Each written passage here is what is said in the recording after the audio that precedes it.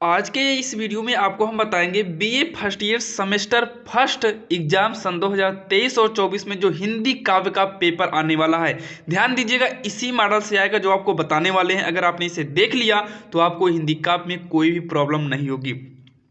और वीडियो के लास्ट में हम आपको ये भी बताएंगे आखिर हम कौन सा ट्रिक अपनाएं कि बिना पढ़े भी हिंदी का काव्य का जो पेपर है इसको कैसे आसानी से क्लियर करें। तो सबसे पहले हम ये जान लेते हैं आखिर कैसे क्वेश्चन बोर्ड में आते हैं। तो यहाँ पर देखिए, इस खंड के सभी प्रश्नों के उत्तर दीजिए, यानी कि जो पहला पेपर आएगा, यानी कि जो पहला नंबर क्वेश्चन आएगा उस खंड में आपको सभी प्रश्न को करना होगा, जो कि टोटल 10 क्वेश्चन दिए जाएंगे और प्रत्येक प्रश्न का उत्तर आपको अधिकतम ज़्यादा से ज़्यादा 50 शब्दों में लिखना होगा।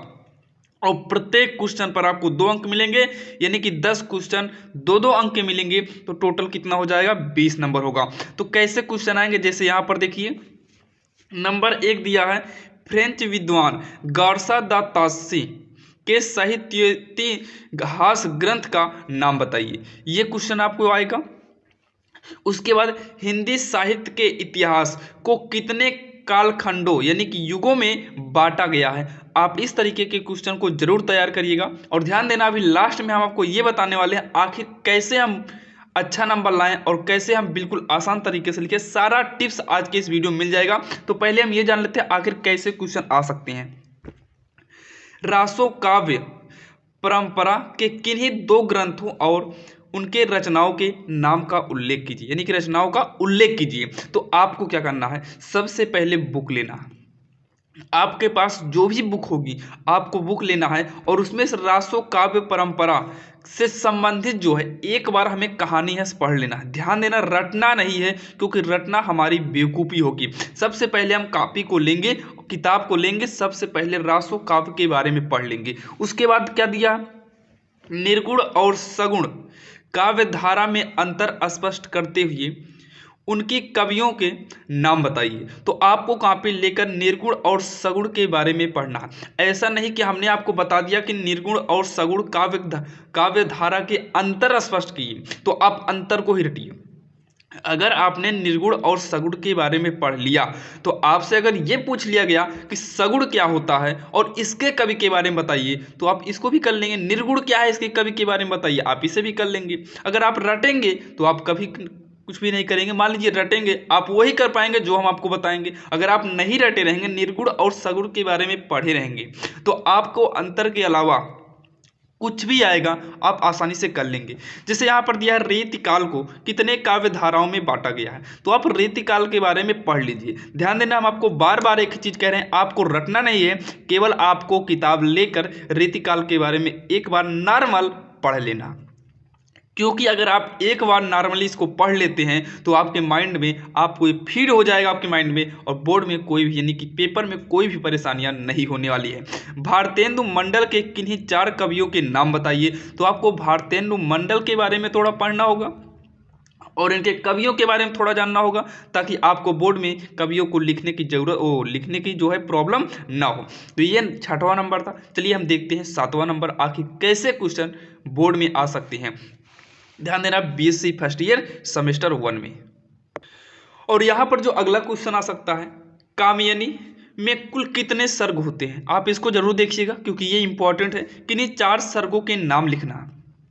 तो आपको कामयाबी वाला चैप्टर यानी कि कामयनी वाला चैप्टर आपको खोलना होगा, जिसमें कामयनी है में इसमें आपको कुल जो है कितने सर्ग हैं ये जान लेना है, और कितने सर्गों हैं, पहले नंबर तो कितने सर्ग हैं इसको जान लीजिएगा, और फिर उसके बाद आप किन्हीं 4 सर्गों के नाम तैयार कर लीजिएगा। बोर्ड में 4 से ज़्यादा नहीं आएगा। दिया है 1943 ईस्वी में प्रकाशित तार सप्तक में अज्ञेय क्या है, अज्ञेय ने किन 7 कवियों को सम्मिलित किया था।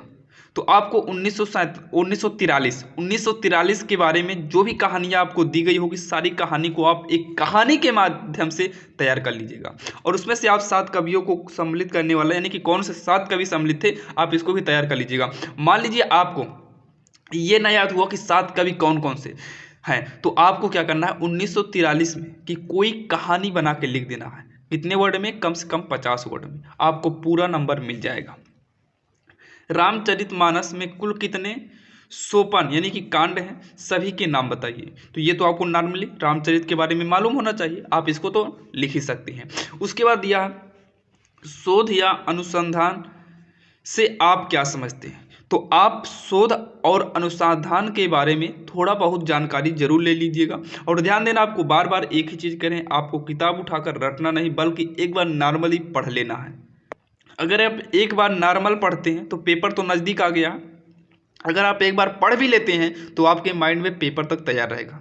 ध्यान दीजिएगा, जब भी पढ़िएगा अच्छे से पढ़िएगा, कोशिश करिएगा कि आप सुबह के माहौल में पढ़िएगा, क्योंकि सुबह के माहौल में हम अगर थोड़ा भी पढ़ते हैं तो वो हमारे माइंड में एकदम फिट रहता है। तो चलिए देखते हैं, ये तो आपको हो गया पहले में। टोटल 10 क्वेश्चन मिलेंगे और 10 जो है 2-2 नंबर के आएंगे, और टोटल कितने होंगे 20। और ध्यान दीजिएगा जो लिखना है इसे कम से कम 50 शब्दों में तो लिखना ही लिखना है, 50 शब्दों में लिखना है, कम मत करिएगा अन्यथा नंबर कट सकते हैं। तो चलिए देखें आगे आखिर दूसरे में क्या आ सकता है, कितने क्वेश्चन आ सकते हैं और कितने नंबर के आ सकते हैं।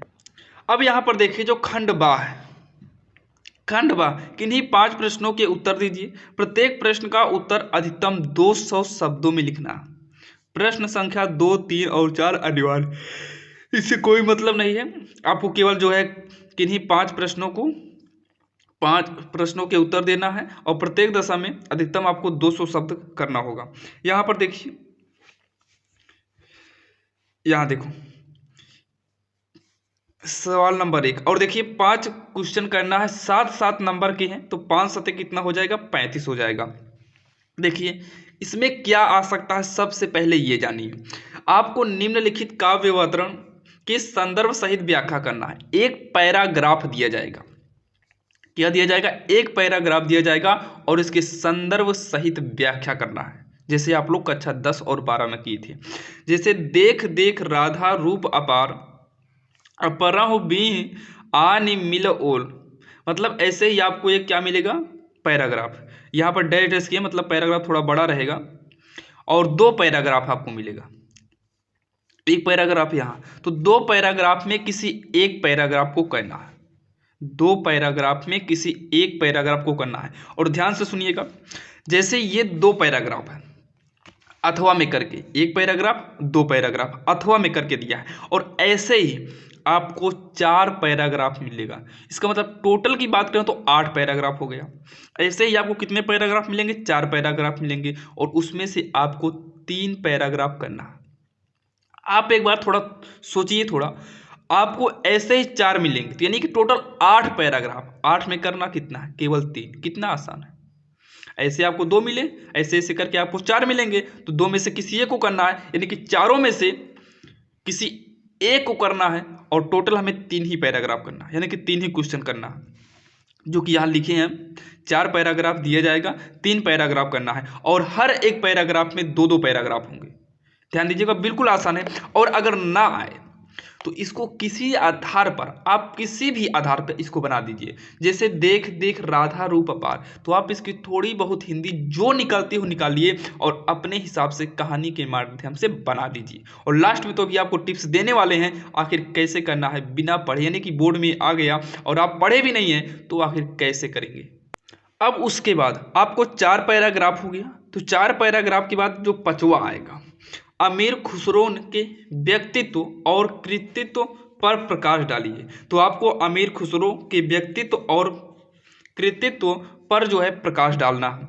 और उसके बाद धनानंद प्रेम के, यहाँ पर देखिए पीर के कवि हैं, स्पष्ट कीजिए, पीर के कवि हैं, इसको स्पष्ट कीजिए। तो आपको करना क्या है, आपको धनानंद प्रेम के बारे में थोड़ा बहुत जो है पढ़ लेना है, और आपको बार बार बता रहे हैं रटना नहीं है, आप इनको पढ़ लीजिए और बोर्ड एग्जाम में आप इनके बारे में कुछ भी लिख दीजिएगा, आपका करेक्ट होगा। लेकिन ध्यान देना कम से कम 200 वर्ड तो होने ही चाहिए। देखिए दिया है प्रसाद की सौंदर्य चेतना को 100 उदाहरण यानी उदाहरण सहित समझाइए। तो आपको करना क्या है, प्रसाद के सौंदर्य यानी कि चेतना के बारे में कुछ लिखना है, और लिखने के बाद आपको उनके एक आध दो उदाहरण दे देना है, या एक ही दे दीजिएगा, आपका सही होगा। दिया है, पंत प्राकृतिक के सुकुमार कवि हैं, इस कथन की पुष्टि कीजिए। तो आप इसके बारे में थोड़ा पढ़ लेना, लेकिन अभी आपको लास्ट में हम बताएंगे आपको ज़्यादातर किस पर फोकस करना है। नदी के द्वीप अथवा रोटी और संसद कवि का भाव अपने शब्दों में दीजिए। तो नदी के द्वीप तथा रोटी और संसद, द्वीप और रोटी और संसद, इसके बारे में आप किताब से थोड़ा बहुत कुछ जानकारी ले लेना। अगर आपके पास बुक नहीं है तो आप केवल गूगल का इस्तेमाल करिएगा, आप इसको गूगल में बोलिएगा, गूगल में आपको आंसर आ सकता है। गूगल में आप जब करेंगे तो उसका आंसर 100% आएगा और उसको आप पढ़ लीजिएगा। ध्यान देना, कम से कम 200 वर्ड में लिखना है, तो आपको पढ़ना केवल है 100 वर्ड तक। 100 वर्ड पढ़ने के बाद आप अपने भाव के अनुसार थोड़ा बहुत बना लीजिएगा। अब जो है, अगर हम बात करें खंड गा की, तो ये दीर्घ उत्तरीय प्रश्न है, किन्हीं 2 ही प्रश्न को करना है, लेकिन अधिकतम 500 अंक मिलेंगे। टोटल इसमें 4 क्वेश्चन मिलेंगे और 4 में करना कितना है, 2 ही करना है। कितना बढ़िया ऑफर मिलता है इसमें, 4 में 2 ही करना है। तो यहाँ पर देखिए, आदिकालीन कविता की प्रवृत्तियों को सोदाहरण यानी कि उदाहरण सही समझाइए। आदिकाल के बारे में पढ़ के जाइएगा। उसके बाद दिया है, कबीर सच्चे अर्थों में समाज सुधारक थे, उपयुक्त उदाहरण देकर समझाइए। तो आपको कबीर के बारे में थोड़ा बहुत पढ़ लेना है, एक उदाहरण देना होगा, आखिर कबीर ने क्यों इसमें कि मतलब समाज सुधारक थे, क्यों, ऐसे कुछ आप तैयार कर लीजिएगा। तुलसी के काव्य में समन्वय की विराट चेष्टा है, सतर्क विवेचना कीजिए। ये क्वेश्चन भी इंपॉर्टेंट है, आप तैयार करके जाइएगा। तुलसी और कबीर, इन दोनों में से किसी एक के बारे में तो आना फिक्स है, और दोनों में भी आ गया तो और अच्छी बात है। देखिए, प्रगतिवादी कविता की प्रवृत्तियों को उद्घटित कीजिए, मतलब इसके बारे में पढ़िएगा और कितने वर्ड में लिखना है, कम से कम 500 वर्ड में लिखना है। अब यहाँ पर ध्यान से देखिएगा, आखिर हम 200 वर्ड में, पहले तो 50 वर्ड में है, फिर 200 वर्ड में है, फिर 400 वर्ड में है, 400 नहीं 500 वर्ड में है, कैसे आखिर करेंगे। और 500 वर्ड वाला जो है आपको बढ़िया अच्छा खासा नंबर भी देगा, ध्यान दीजिएगा, 15-15 नंबर के भी आ सकते हैं। देखिए, आखिर हमें इसे कैसे तैयार करना, सबसे बड़ी प्रॉब्लम ये है। तो देखिए, आप सबसे पहले आप जो है बीए फर्स्ट ईयर, और इसमें बीए फर्स्ट ईयर की बात ही नहीं करेंगे, जितने भी आपके एग्जाम है सब, चाहे बीए फर्स्ट ईयर हो, सेकेंड ईयर, थर्ड ईयर, कुछ भी हो, आपको सबसे पहले एक बुक लेना होगा। ध्यान देना, खैरहाल बुक ज़्यादा मोटी भी नहीं आती, जो सीरीज आपकी आती है वो ज़्यादा मोटी नहीं आती। आप सीरीज को लीजिएगा और कम से कम आप सीरीज को पढ़ो या ना पढ़ो, लेकिन पूरा पन्ना पलट के एक बार ये देख लेना आखिर किसके किसके बारे में कहा है।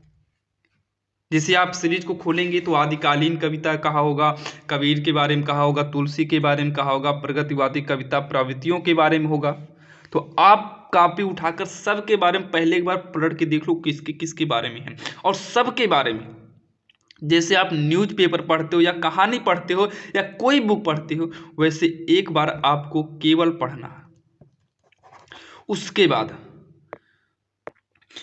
बाद थोड़ी बहुत सभी के बारे में कहानी जान लेना है। और जब आप पेपर में करिएगा, जरूरी नहीं कि आपको रटकर ही लिखना है, आप सभी के बारे में थोड़ा बहुत कुछ बनाकर भी लिखिएगा, क्योंकि आप अगर बीए में आ गए हैं तो आपके अंदर बनाने की क्षमता है। ध्यान देना, बोर्ड में कभी किसी को घबराना चाहिए ही नहीं, क्योंकि हमारी सोच से 10 गुना ज़्यादा इजी बोर्ड एग्जाम के पेपर आते हैं। तो आप पूरी कोशिश करिएगा, आप बिल्कुल बिना डरे आप पेपर में बैठिए और वहाँ पर दिए गए क्वेश्चन को आप 1-2 बार पढ़िए और उसके बाद आप उसे करने की कोशिश कीजिए। अगर नहीं भी आता है तो आप उनके बारे में थोड़ा बहुत जानते हैं, कबीर के बारे में थोड़ा बहुत कहानी पता है तो आप उनको लिखिए। इसलिए कह रहे हैं, आप जाने से पहले आप बुक से थोड़ा बहुत एक बार पढ़ के जाइए। ध्यान देना, आप 9, 10, 11, 12 की तरह रटिएगा नहीं, आप केवल एक बार कहानी पढ़ लीजिए। आपको 100% गारंटी के साथ कहते हैं, अगर आप एक बार बुक को अच्छे से पढ़ लिए तो मैं कहता हूं आपको कोई भी परेशानी नहीं होने वाली है। तो ध्यान दीजिएगा, आप बोर्ड में एक बार पढ़ के जरूर जाइएगा। और ध्यान देना, रटना नहीं है, आप किताब को लीजिएगा, पलट पलट के सारे एक बार देख लेना क्वेश्चन क्या क्या हैं, क्या क्या क्वेश्चन उसमें लास्ट में पूछा जा सकता है और क्या करना है। उसके बाद आपको जो है आपको कहानी के माध्यम से बना कर लिखना होगा, क्योंकि आपको तो पता है, बताओ 500 वर्ड कौन रटेगा, 500 वर्ड कौन रट के याद करेगा, 200 वर्ड कौन रटेगा, आप इसको बनाकर ही कर सकते हैं। ध्यान देना, बीए तो हिंदी का पेपर है और आप हिंदी मीडियम से हैं, आप हिंदी में बनाने में तो स्मार्ट होंगे ही, बनाने में तो तेज हैं ही, आप बना कर लिख देंगे।